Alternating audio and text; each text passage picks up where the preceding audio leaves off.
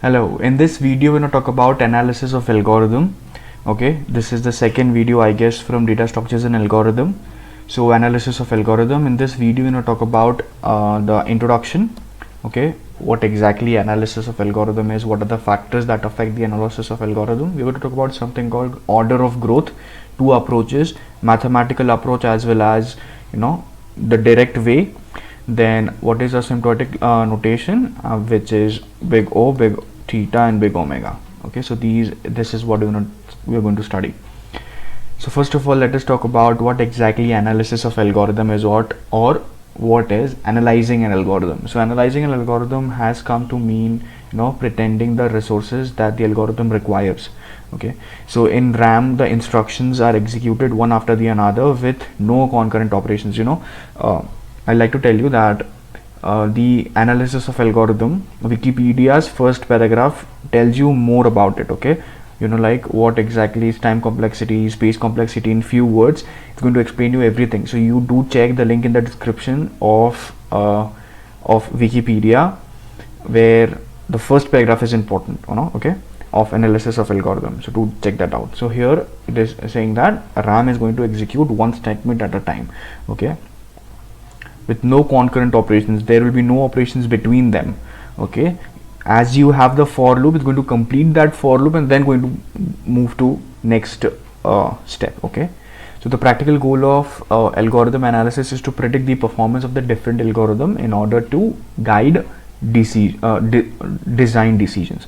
Okay, so the goal of algorithm analysis is to make meaningful comparisons between algorithm, but there are some problems. Okay, comparisons between algorithm in the sense which algorithm is good, which algorithm is not good, which is having more efficiency. So that is comparison between algorithm, but there are some problems. What are those problems? Machine model. The relative performance of the algorithm might depend on the characteristics of the hardware that we use. Let us consider we have a machine A and we have machine B. Okay, another machine is B. The general solution of this problem is to specify the machine module and then analyze the number of steps or operations or an algorithm under the given model. Okay, that means some machine might be slow, some machine might be fast. So machine model is the issue when we compare to algorithm. Okay, so machine model is one issue or one problem. Then there is worst case scenario. So relative performance might depend on the details of the data set. That means what? We have few sorting algorithms which run faster if the data is already sorted. Okay, so before moving forward, I'd like to tell you what is worst case scenario. There are three things. Okay, best case, worst case, and there is average case. Average case. So best case, let us consider an example where we have an array which is already sorted and we are given that array and we are going through that algorithm of sorting that particular array. It is already sorted. We don't need to go to whole program. Okay, we don't need to go through the whole program to sort the array again because it is already sorted. That is the best case. Okay, then we have worst case. The array is in reverse order of the sorting order. You know what I mean? So it is in reverse order, like it is 9, 8, 7, 6, 5, 4, 3, 2, 1 and it is set to sort. So it is totally in reverse order, so it is the worst case. Yes, then it is average case. It is partially sorted and partially unsorted. So these are three cases. So that is worst case scenario. So for some cases or for some algorithm, this partially sorted algorithms might be a worst case scenario. Okay, and for some it will be a best case scenario or an average case scenario. So that depends. Okay, and next problem is the size of the problem. Okay, relative performance of the algorithm also depends upon the size of the problem. Okay, the sorting algorithm that is fast for small lists might be slow for long lists. Okay, so the size of the problem also depends. So what we need to do is the usual solution of the problem is to express runtime, or that is nothing but number of operations, as function of problem size. Okay, so if we have, let us say we are given the array of 1 2 3 4 length. Okay, length of 4, it is not always like we are going to have the array of length 4. Yes, we can consider that we have the array of length n. Okay, so this is a symptotic analysis we need to do of that particular program. Okay, particular algorithm.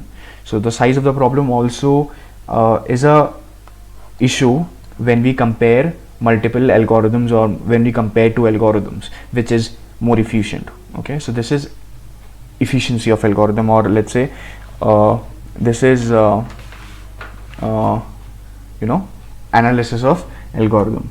Moving forward, I like to take few examples so that you should be more familiar with how do we exactly analyze problems, or yes, or how do we what we consider when we analyze problems. So here we are going to analyze the time taken for an algorithm. As we have seen in the first video, there are two factors which we will be comparing every time, that is time and space, right? The time complexity and the space complexity. Time complexity is nothing but time taken for an algorithm to execute. Space complexity, what amount of space is required. We will discuss space complexity in future videos, but right now we will be deriving the time function, which will be helpful for us to understand the order of growth. Okay, the next topic. Okay, so time complexity. Okay, we will be deriving the time complexity for the algorithm.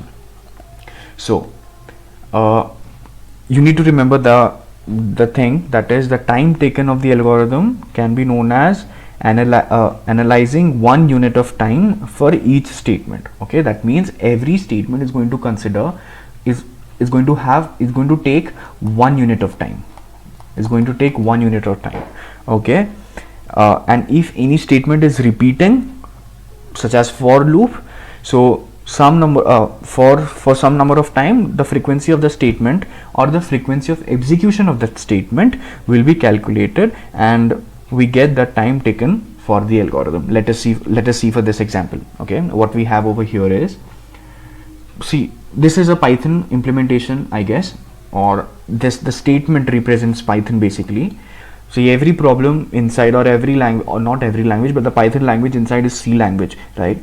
So I guess for C language, the statement will be like for int I, okay, int I equals to 0, right? I like greater than equals to n. Am I correct? No. I less than equals to n, and I plus plus, right? So this will be statement, and there will be s is equals to s plus a n. Okay, so now you need to focus over here what exactly I'm doing. Okay, how we are distributing, because for loop is a loop which is going to get repeated. Okay, the frequency is going to increase over here. This statement is going to take 1 unit, no issue, but here this statement is going to take, I'll tell you, this particular for loop is going to execute n plus 1 times. This particular for loop is going to execute n plus 1 times. Why n plus 1 times? See, we have n, okay, so it is going to run exactly n times, right? The incrementation will takes place 1, then 2, then 3. Let us say n is equals to 4, okay, then 3, then 4 happened. Now it has run, the program has executed 4 times, but now the value will get incremented, right? So it is going to be plus 1, that is 5. Now the 5th time also this particular statement is going to get executed, if you are able to understand what I want to tell you. The 5th time also this statement is going to get executed, so n plus 1 time. So this particular statement is going to run n plus 1 time, but the statement which is inside it is just going to run n times, because the last time this one which it is going to check is just the condition checking of the for statement. Yes, am I clear? Okay, and then this statement is going to run 1 time, 1 unit of time. Okay, for total it is going to run like 1 time, then n plus 1 times, then again n times, and 1. That is 1 2 3 2n plus 3. So the time complexity, the time function for this particular algorithm sum is 2n plus 3, if I'm clear, is 2n plus 3. Okay, where n, you know, we have done asymptotic analysis that n can be of any size. The time complexity of the function of the algorithm is going to be this. Is that clear? Okay, so this is it. So to, you know, like summarize, the for statement always, the for statement, the for line is going to run, you know, n plus 1 times, and this statement is always going to run n plus 1 time. The nth time the number of steps it is going to run, because n is the thing. Okay, and then 1, why? Because we have one more condition check in the statement, right?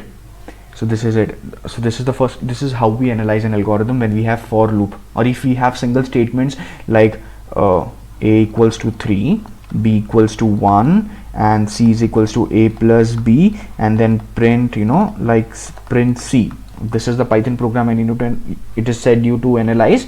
It's going to take 1 unit, it's going to take 1 unit, it's going to take 1 unit, it's going to take 1 unit. So 4 unit, just tn, no n is there.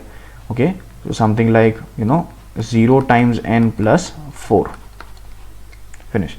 Okay, it's going to take 4 constant amount. This 4, it is just 4, right? So it's going to take constant time. It's going to take linear time. This is linear. We'll be seeing this in further videos or in this video. And this is constant time. This is constant time. Is that clear? Okay, let us move towards the second algorithm which I have.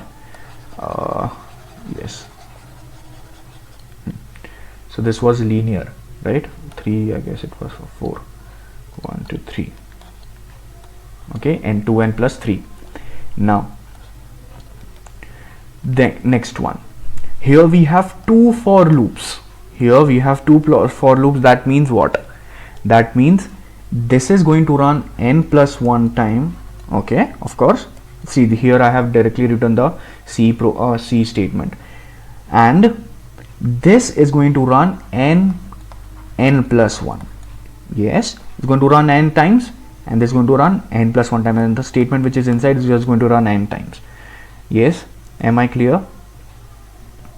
Oh, sorry, n into n for these and n for these, and this is going to take 1 unit. Let us ignore this for now. Okay, so to take 1 unit, the 1 unit, okay, let us consider this is not going to affect any kind of thing. Okay, we will see. Okay, let us consider 1 for here now, for now. Okay, this is going to take n plus 1 time. It's going to take n times n plus 1. You can relate through it, and we have 2 loops, so n times n. Okay, so what we have is n plus 1 plus n square plus 1, sorry, n square plus n square plus 1. Okay, so this will be, you know, like 2n square, 2n square plus 2n plus 2. Okay, so this is quadratic time. Quadratic time, you know, linear, constant time, linear time, quadratic time. Which is more efficient in comparison for this this 3? Of course, constant is more efficient, right? But we are not going to, these 2 algorithms are not for same operations, right? So no, we cannot compare these 2 algorithms because they are not of same problem. These 2 algorithms are not of same problem, so we cannot compare. But more efficient will be a constant time. We will see how we are going to have order of growth, which is going to help us to understand that. Okay, let us see another problem. So this is an algorithm which is doing sum. It's going to take 1 unit, right? Each step takes 1 unit, but when we have repeated statement, it's going to change its frequency as it repeats. This is going to, now here is a twist. What they have done is, it is incrementing. Okay, it is an initializing, then it is taking the condition n times, so no issues. But here what it is doing is, it is not incrementing by 1, it is incrementing by 2. So the value will be n by 2. So these 2 statements are going to run n by 2 times, but there will be one more check for the condition, so we are going to increase 1. So n by 2 plus 1 unit. Is that clear? Then this is going to take n by 2 time, okay, n by 2 unit, and then it's going to take 1 unit. So this will be what? This will be like 1 plus n by 2 plus 1 plus n by 2 plus 1. This n by 2 is n plus 3. So linear time, right? Was that easy? Was the analyzing easy? Each step is going to, same for while loop also. Here I have considered for loop, same for while loop also. So each step is going to consider 1 unit of time, and if the statement is repeating, okay, there is change in some frequency, number of times, then that the frequency of the statement, the frequency of execution of that statement will be calculated, and we get the time taken for that algorithm. Okay, is that clear? I'd like to take one more example where we have recursion. Okay, we will be analyzing program for recursion also, but let us consider one problem. Okay, we have something called def test, okay, which is taking n inputs.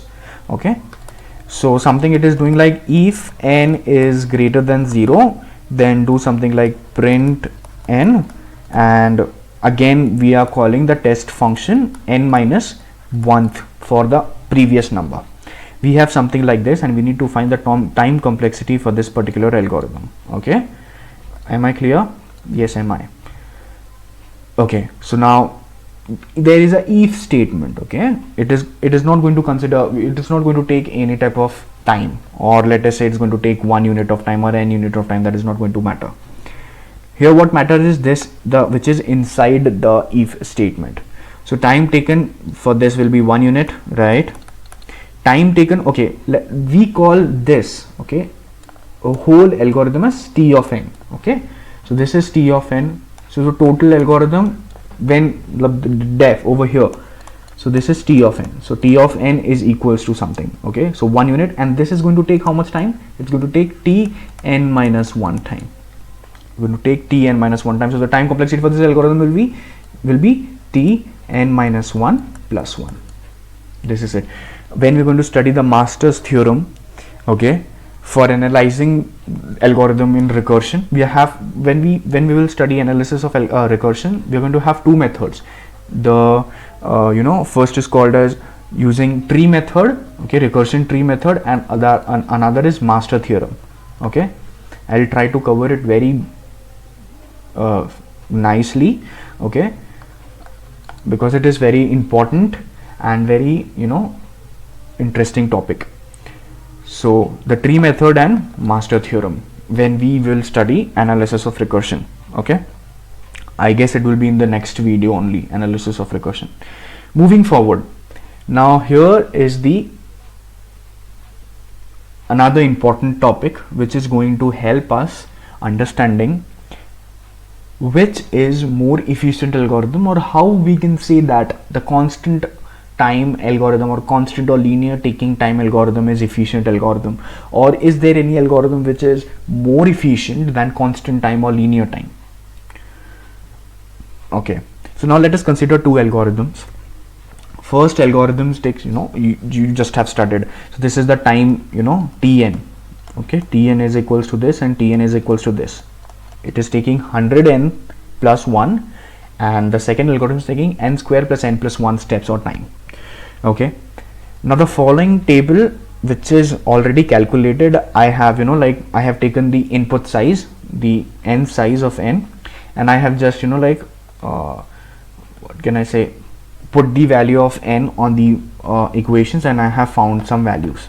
Okay, what I have observed here is when we have n value 10, okay, when we have n value 10, when the value of n is 10, you can see over here that algorithm A is taking so much time, almost twice the time as algorithm compared to algorithm B. But when I increase the size to 100, input size to 100, the same algorithms are taking almost same amount of time, but you can see that the second algorithm, B algorithm, is taking more time, 100 plus times running time than A. And you can see when I increase the values, algorithm A is taking much less time as compared to algorithm B, right? So the fundamental reason over here is that for large values of n, any function that contains n square term, any function that is going to contain n square term will grow faster than the function whose leading term is n. Let us consider we have a graph. Yes. So when we draw a graph for n square, it is parabola, it is increasing very fast. But when we talk about n linear, it is increasing right like this. Okay, it is a straight line. Yes. So which is increasing fast, which is taking more time? This is going to take more time, right? Here we have steps and here we have time taken, let us say. Okay, so it is going to increase like this, right? But the linear is going to increase like this. So for algorithm A, the leading term has a large coefficient. Yes, you can see the leading term is having large coefficient for algorithm A, 100, which is why B does better than A for less unit. Okay, for some values of n. Okay, of course, because but an square is greater than bn, right? Okay, what exactly is leading term? I use the term leading term. It is the term with the highest exponent. Okay, it is the term with the highest exponent. You can see over here, this particular is the highest exponent, that is 1, and it has the coefficient 100. So this particular is the leading term. Similarly, this here, this is the leading term which is having the highest coefficient.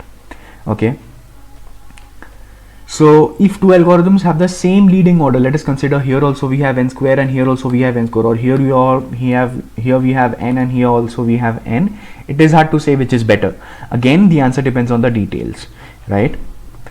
So for algorithm analysis, function with the same leading term are considered equivalent even if they have different coefficients. Okay, to move a step forward, this is having O of n complexity and this is having O of n square complexity, and comparing these two, this algorithm is more efficient, as you can see from this observation. What exactly this O is, we will be discussing further in the video. Okay, moving forward. So what exactly is order of growth? Order of growth is a set of functions whose asymptotic growth behavior is considered equivalent. For example, if we have 2n, 100n or n plus 1, they all belong to the same order of growth, which is written as O of n. That is called as big O notation, and it is called as linear because every function in the set grows linearly with n. Similarly, if the function has leading term n square, is going to belong to big O of n square, that is quadratic, which is a fancy word for telling the leading term n square. Okay, is that clear? Is that clear? It is. Okay, so this is order of growth. What exactly big O notation is, again I am telling you, we'll be discussing in further or in this video upcoming in some time. Okay, moving forward. Now, as I told you in the starting of the video, that in order of growth we're going to discuss two approaches, mathematical approach and the direct approach. Okay, for mathematical approach you need to have some idea about limits and all. Okay, very basic. We are not going to focus much on this because I also don't have much knowledge about the mathematical approach, but we will see an example by which you can understand how exactly mathematical approach works. Okay, so a function fn is said to be growing faster than g of n, that is fn is not efficient than g of n. If it is like that, then these two limits must satisfy either of these two. That limit f of n upon g of n, either it will be equals to infinity, or limit of n tending to infinity, g of n to f of n must be equals to 0. Let us consider for this. Okay, and we'll be considering this example. Okay, so what we have is, let me change the color. So what we have is, we have f of n this and g of n this. So we'll be doing like limit n tending to infinity, g of n is 2n plus 5 upon n square plus n plus 6. Okay, what is this? This is nothing but time complexities for the algorithms. Yes, this will be equals to, I think this rule is called as L'Hospital, which I'm going to apply. I'm not sure, but you can do something like this. You can consider the one which is having the highest, this highest exponent, I'm going to divide it to numerator and denominator. Okay, so that is 2n upon n square plus 5 upon n square plus n upon n square plus 6. Okay, so what we get is we're going to get like this is going to get cancelled, this is going to get cancelled, this and this. So we have 2 upon n plus 5 and 1 plus 1 upon n plus 6. Okay, so this is, there is limit n tending to infinity. Now we're going to put the value of n as infinity. So what we're going to get, we're going to get 0 plus, so no, something like okay, there is n square also, no. So infinity's square is infinity and 1 upon infinity is 0. Yes, n square and n square, sorry for that. Then we here we have 1 upon infinity is 0, and there is 6 upon n square or infinity square is infinity, 6 upon infinity will be 0, that is 1 upon 0, that is 0, right? Yes, we got 0. Therefore function fn is growing faster than g of n, that is g of n is more efficient than f of n. Is that clear? Is that clear? So this was the mathematical approach. You can do, all type of limits and all. You have done it in, like 12th and something. Okay, moving forward for the direct approach. So this is important, and this is what we're going to use, and this is what we're going to remember. All the whole table is not required, but few values like, the constant time, log n time, n or 0 upon n by 2 n to the power 1 by 2, that is nothing but root. Okay, the cube root and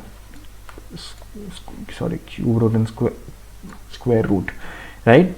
So n, like linear, n square, okay, 2 to the power n and n to the power n. So these are important because this is the order of growth, like that means increasing order of growth rate. That is, this is more efficient, then after this is more efficient. If you want to consider who is efficient than linear, then all these things are efficient than linear. Okay, what is not efficient? All these are not efficient. Okay, so comparing n square and linear, quadratic and linear is more efficient. So this is the table, or this is the like list which you need to remember, and this is important, I guess. Yes. Okay, I don't know. Okay, over here we're going to plot some graphs. Okay, something like linear will be like this. Okay, the constant will be like this, quadratic will be like this. Yes, then cube will be something like this, all these things. So you can see that constant is, as time is constant and you increase the step, no matters, it is not affecting anything. Yes, so that's why it is more efficient or something like this. Is that clear? So this is order of growth for mathematical approach and the direct approach. You need to remember the direct approach because it is like not more time taking and stuff. Moving forward, and this is the order that I want you to remember in final, that one and the order of efficiency, right?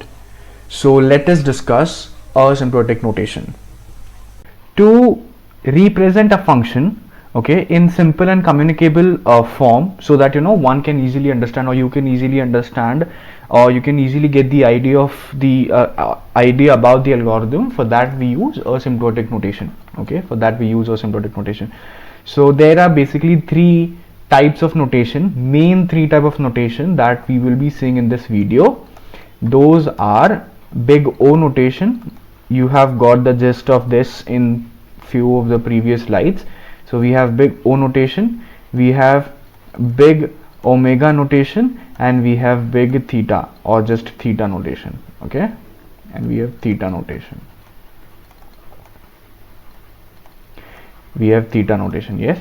So what exactly big O notation is? Big O notation is nothing but the upper bound. Okay, I'll explain you what is upper bound.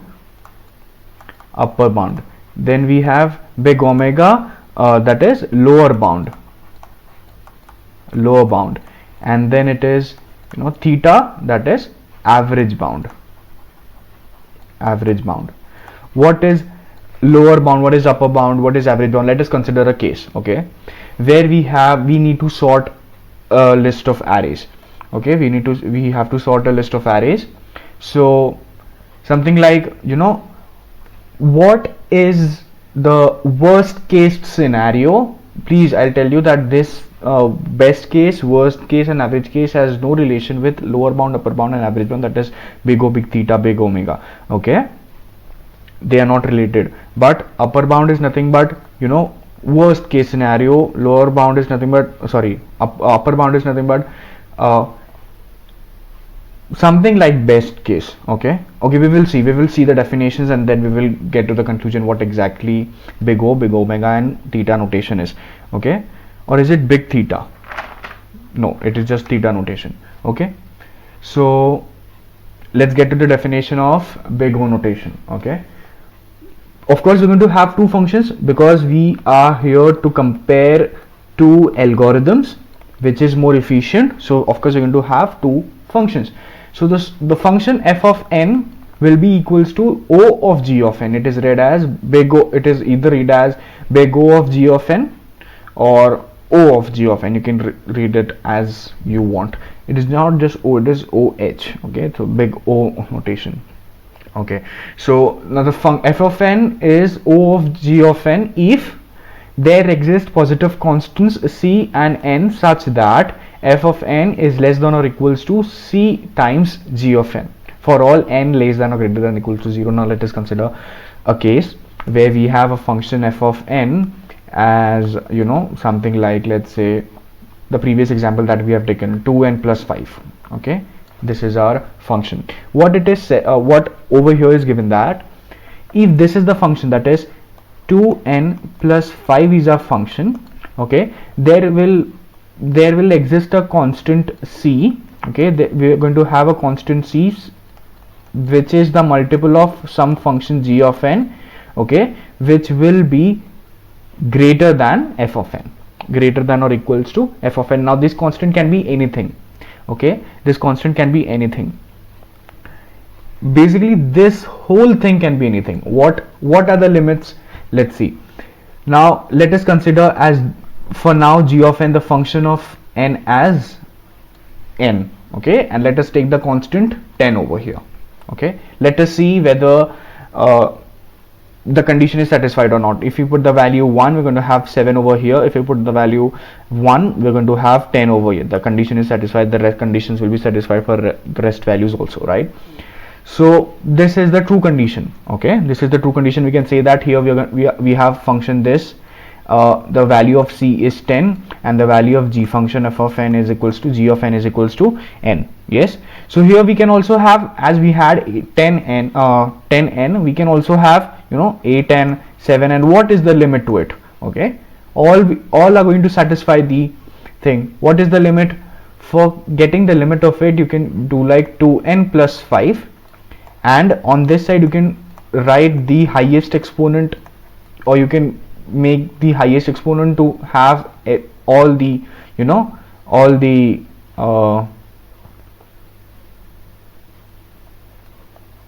values. So what you're going to get, 2n plus 5 greater than 5, 6, 7. So the maximum value it can have, or the minimum value it can have, is 7n. The maximum it can have anything, right? So this is the basic condition. So from this we can say that this particular function f of n, f of n is big O of n. Okay, big O of n, because it is linear function.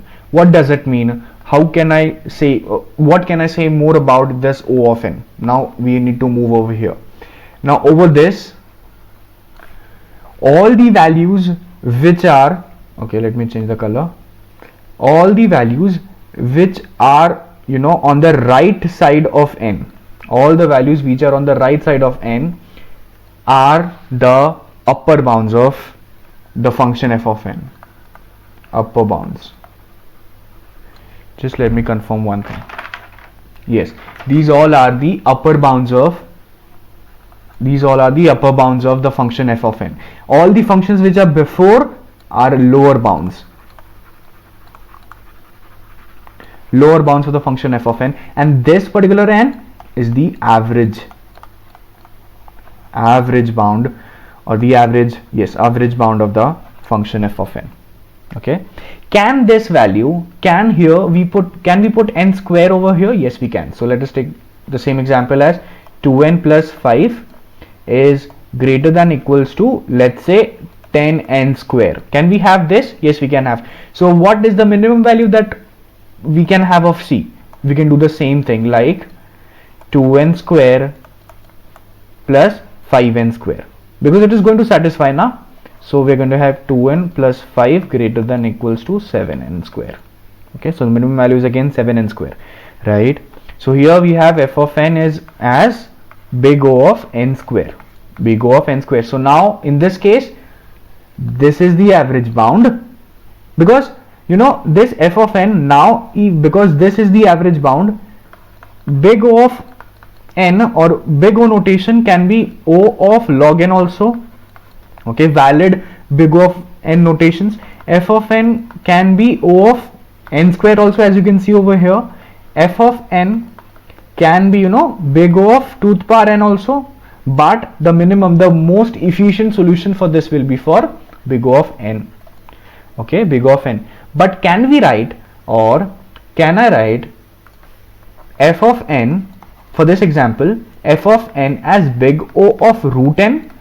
No, this is not possible.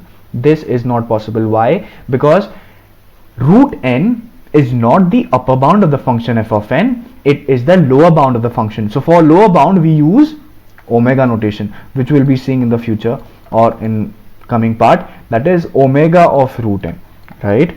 It will be omega of root n.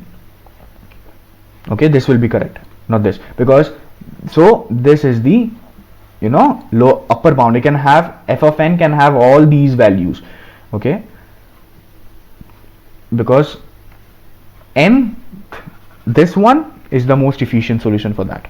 Okay, so all functions which are greater than n are going to be upper bound for that particular function. Okay, now moving forward, of course it cannot, the value of f of n cannot be O of log n also, right? Okay, I have done something wrong here. I have written something wrong. Okay, wait, here we are not having just log n, it is n log n. Okay, so here it will be n log n. I'm really very sorry for that. Here we have log n, here we cannot have it, so it is n log n. Okay, moving forward, so this was big O notation, which is upper bound. Okay, it can have all the values which are greater than n, the particular function in this case. Okay, moving forward with, again, you know, oh, sorry, n log n. Okay, sorry for that again. So big omega notation. So what we have over here is function f of n is omega of g of n if and only if there exists a positive constant c and c and n such that f of n is less than, you need to notice the difference. Here we have less than or equal to, and here we have greater than and equal to. So the function f of n can be greater than or equal to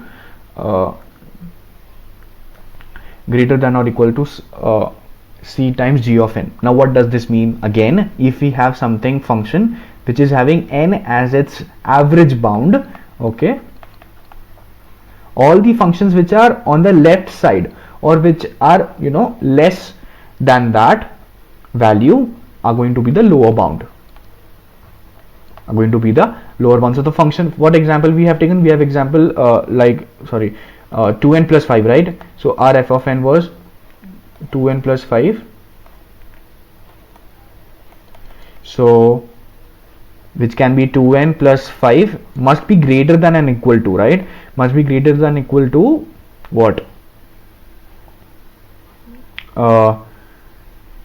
Something c times g of n. So what function we will be considering? Let us consider 2n plus 5. Constant value, let us consider 1, and the coefficient, let us consider n. So is it going to satisfy for all n greater than equals to 1? Yes, it is going to. So for this is f of n and this is our g of n. Okay, so this particular f of n can take values omega n. Okay, in these three, which is important? This theta notation is important, okay, because it is going to give us both upper bound and lower bound, or average bound is just going to have one value. Like upper bound and lower bound is not going to have multiple values. Average bound is going to just have one value, that is this, okay, in this case.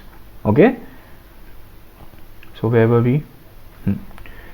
So it is going to have average case, that is big O of n, omega of n also, but it can also have values like this, root n, log n. So f of n can have omega of log n, f of n can have omega of 1 also, constant time also. Okay, but we cannot write, again I'll tell you, we cannot write f of n as, you know, n log n, omega of n log n. This is not possible, this is wrong. Can I have more values than this? Yes, you can have more combinations also. F of n can also be omega of, you know, something like log root n. Okay, this is also a valid value, or yes, valid value for omega. F of n can also be omega of, you know, something like root n, no, not root n log n, yes, just this much in this case for now. Okay, so this was omega notation. Was that clear?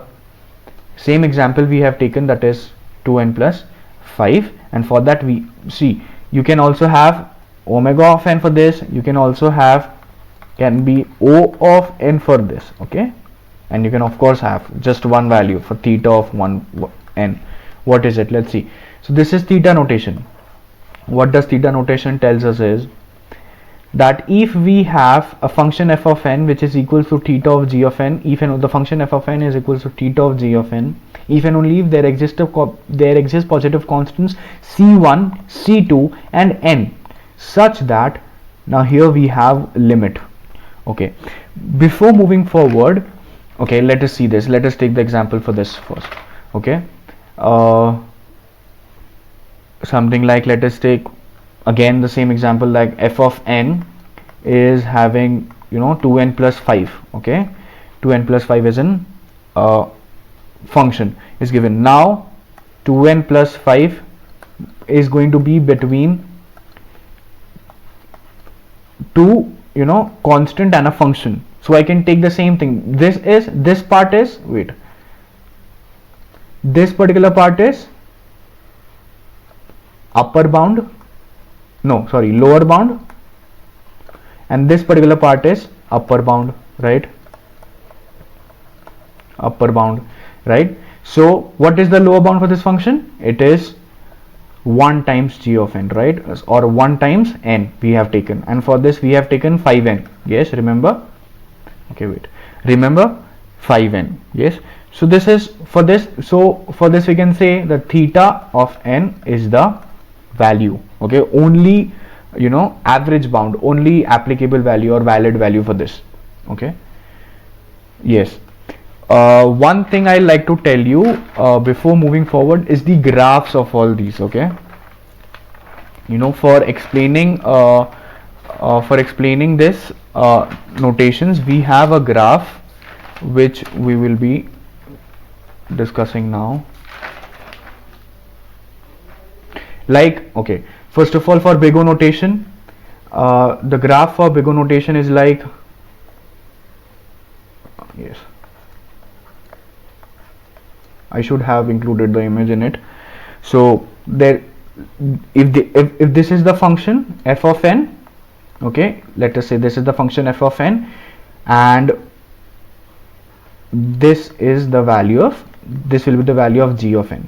Okay, upper bound, this is the upper bound, and this particular cross section is called as n. Okay, it is between the input size and the time or running time, right? Running time. Okay, similarly, if I want to draw it for omega notation, in previous one we were having like cg of n was on the upper bound. So similarly over here we're going to have it on lower side.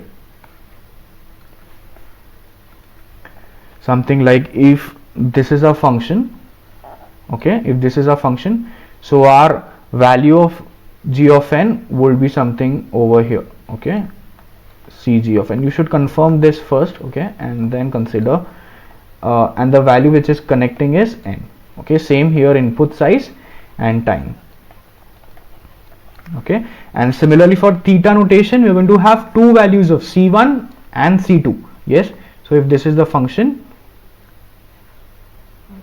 something like this, so f of n is over here, c1 g of n, and similarly you're going to have something c2 g of n. Here I guess we are having two values, n1 and n2 or something like that, okay, because we have two, we are considering two values. Yes, same here, we are going to have input size and here we are going to have time, okay. Do confirm, or I'll talk about it in the next video, okay. Yes, so this was it. Let us take few examples on these notations so that you should be clear about it. So we're going to have some functions and then we'll be calculating big O notation, big omega notation and theta notation for that particular function, okay. So let's move forward. So oh yes, before moving forward, I like to give you one incident. I like to tell you one incident which was during the 2008 elections of United States presidential campaign, and of course Barack Obama was the candidate for it. He went to Google for just visit or something like that. He visited Google and he was asked some impromptu analysis question, okay. The chief executive officer of Eric Schmidt jokingly asked him that what is the most efficient way to sort a million 32-bit integers, okay. So Obama might have got tipped or something like that, and he replied without even thinking very quickly, I think the bubble sort would be the wrong way to go, okay. So this was one of the funny incident which had happened on Google's campus, okay, when Barack Obama, the candidate for United presidential election, went on 2008. The link for the video of it is in the description, so you can go and check that out, okay. It's really funny. Okay, let's move forward to our questions. Yes, so we have two questions I have taken, okay. Let us solve this two questions. So we have this, so we need to calculate 3 times big O notation and one more thing, I guess here I have written big theta. There is nothing like big theta, okay. We just have theta notation, okay. And yes, next, so we are going to find three things over here. Big O notation, sorry, we're going to find big O notation, we're going to find theta, we're going to find omega notation, and we're going to find theta notation, okay. These 3 notations we are going to find out. So first of all, talking about the big O notation, what is the condition for big O notation? It is f of n is less than or equals to c times g of n, right? So what we have, f of n is 2n square plus 3n plus 4, right? So this will be greater than or equals to doing all the all these values as n square, making the variable part n square plus 3n square plus 4n square, okay. So that will be easy to find out the minimum value for that. Yes, so here 2n square plus 3n plus 4 will be greater than or equals to 4, 5, 6, 7, 8, 9n square, right? So what is f of n? F of n is big O of 9n square. Oh, we don't consider c, so that is just big O n square, okay. Similarly for omega notation, it is f of n is greater than c times g of n. Yes, we have 2n square plus 3n plus 4. We take the least constant, that is 1, and the average or the function of n as n square over here. Okay, function of n as n square, the highest coefficient which is over here, or highest exponent which is on the f of n. So this will be 2n square plus 3n plus 4 greater than equals to n square. Therefore here f of n is big O of n square again. Yes, big O of n square. Now let us find theta notation. So what is theta notation? C1 gn less than equals to f of n, and C2 gn, g times gn, g of n. Yes, this is what this part is omega notation, and this part is big O notation. This is big O notation. Yes, so omega is same, n square, 1 times n square, and f of n is whatever the function that is given, and here also, and here we have 9n square. Both the functions g of n are same, therefore we can say theta for the function f of n, theta notation will be n square. Okay, average, upper bound, lower bound, and average bound. Yes, now let us talk about this function. We are going to directly write over here. Okay, directly we are going to write theta notation. Okay, from that only we can calculate all the rest too. So we have C1 g of n, f of n, C2 g of n, right? This is what we have. Yes, here we will put the least constant and the highest exponent, that is n square log n. Yes, here same f of n, whatever the function that we have, and here we will be taking the maximum, maximum constant, any constant you can take, but it should satisfy the condition. Yes, of course, and the function log n. You can see here we have same function at the both side, therefore theta notation will be n square log n. Yes, omega notation will be n square log n, as well as big O notation will be n square log n. But let us consider a case, or what if there is a case something like these two are not same, then what about theta? At that place theta will not exist. Let us take an example. Let us take an example as f of n is, let us say we have function of n factorial. Okay, what in this case? In this case, let's see what we get. So what is this? It is nothing but n into n minus 1, right, into n minus 2, right, till 3 to 1. Yes, till 3 to 1. Moving forward, now again we're going to write something like this. First of all, let us write the function f of n, right? We want to discuss the upper bound and lower bound. First of all, let us see what will be the lower bound. When we will say it is lower bound? When all the number is n, or else 1 is, we need to calculate the factorial of 1, right? We need to calculate the factorial of 1. So lower bound will be that every number is 1. What will be the upper bound? When we need to calculate the factorial for n, all the numbers are n. Okay, yes, so this will be 1, and here n factorial, and this will be n to the power n. Yes, it is n times.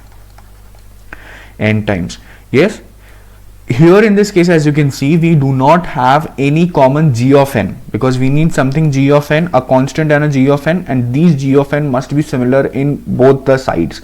Okay, but here we do not have anything like that. So here in this case theta notation will not exist. Here in this case theta notation will not exist. That means you're just going to have omega notation, that is lower bound, that will be 1, and we are going to have upper bound, that is n to the power n. We are not going to have any theta notation. Now as you can see from here in this example, this thing, we have n square and log n, but we haven't studied anything like this. Means in our order of growth we don't know exactly what order it is going to follow, no, where the n square log n does not exist in this order. But what exactly n square log n is? It is combination of n square and log n. Okay, it is combination of n squares n square's complexity and log n's complexity. Okay, n square complexity and log n's complexity, that means it is going to come between n square and log n's, if you need to see the where the order is. Okay, between n square and log n we're going to have this n square log n. Okay, as n square is greater than less than, sorry, it is, yes, if I am right. Okay, now I'd like to give you an example to solve, you know, some application or something like that. Let us consider you have this as exercise. If you get the answer, you can, you know, comment the answer down below. So f of n is equals to let us consider log n factorial. Okay, f of n is log n factorial. Give me big O notation, omega notation, as well as theta notation. All these three notations are required. Okay, and one more thing about the graphs. Okay, these graphs, I have paused the video and I just got my notes. So here, as you can see, this is the graph for big O notation that we have seen. Okay, this is my notes which I'll be uploading in the description. Okay, you can check that, check the link. Okay, so here we have big O notation, the graph of big O notation. Yes, and as you can see, this is upper bound, this is greater than f of n. Okay, so it is upper bound. Then we have graph for omega notation, where we have lower bound, f of n is greater than c times g of n. Okay, and then we have theta notation. Okay, this theta notation is like sandwich. F of the function f of n is between lower bound and upper bound. Okay, it is it's like sandwich. So here we have this function, this notation, theta notation. Okay, you can get this in the description, so check the link out. You can get whatever I have discussed in the, you know, in the video. Okay, so this is it for the video. Do solve this question and, you know, give the answer down below. Thanks for watching. Do subscribe. Yes, if you like this video, do like it. Yes, and hope to see you again in next video. We will be having few algorithms like this. Oops, sorry. We will be having few algorithms like this, and we will be you know, finding the time complexity for the algorithms. Okay, and then in next that video we will be having recursion. We will be having recursion, that means you know, having complexity, calculating time complexity for recursion functions. Yes, so yes, this is it for this video. Do like, share and subscribe, and share it with your friends, so that, you know, everyone's is helping each other. And thanks, bye.